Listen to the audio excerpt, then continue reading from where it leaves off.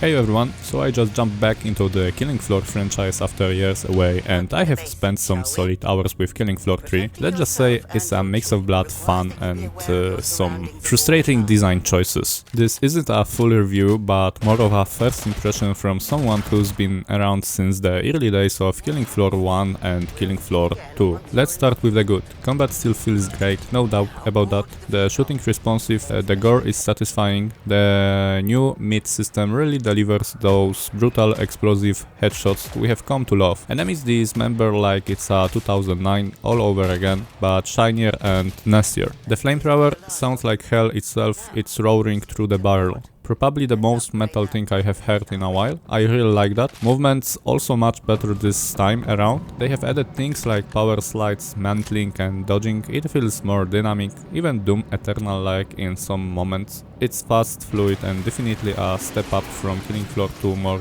grounded pace. But, and here's where my enthusiasm takes a hit. Killing Floor 3 has a bit of an identity crisis. Visually it's a mixed bag. Yes, the graphics are technically impressive, but man, the lighting is rough. Every map looks dim, grey, washed out. No matter what settings I tweak, anti-aliasing, upscaling, you name it, the game struggles with contrast and brightness.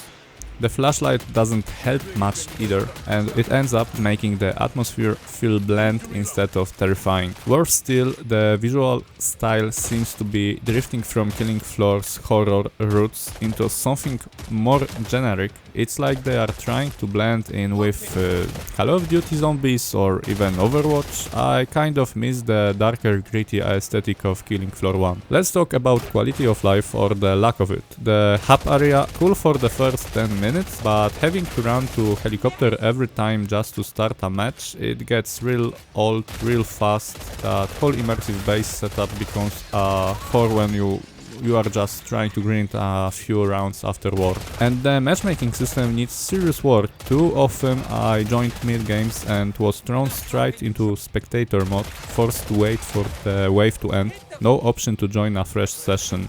Come on, that's just poor design. Now, class variety is highlight. I like how each perk has its own vibe and some of the ult styles abilities are actually really fun, but I still feel like the skill trees could go deeper, giving more class defining traits instead of relying mostly on the ult to differentiate the roles. I'm also a big fan of the weapon upgrade system. It gives that mini economy loop I love in horde shooters. It actually made me want to grind maps and save for that next shiny toy in the shop. But sadly there is not a huge weapon pool at launch.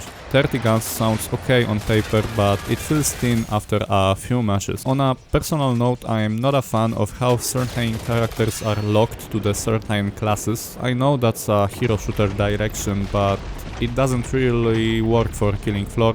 I want freedom over who I play and how. Let's not ignore the elephant in the room. Yes, the monetization sucks. Battle Pass, premium currency, cosmetic store, all at launch. It leaves a bad taste, especially when basic polish and features are still missing. I even ran into cheaters early on. One session gave me around 50,000 dosh at spawn. Funny the first time, not so much after that. It kills any sense of progression or teamwork. To wrap this up, Killing Floor 3 has great bonds.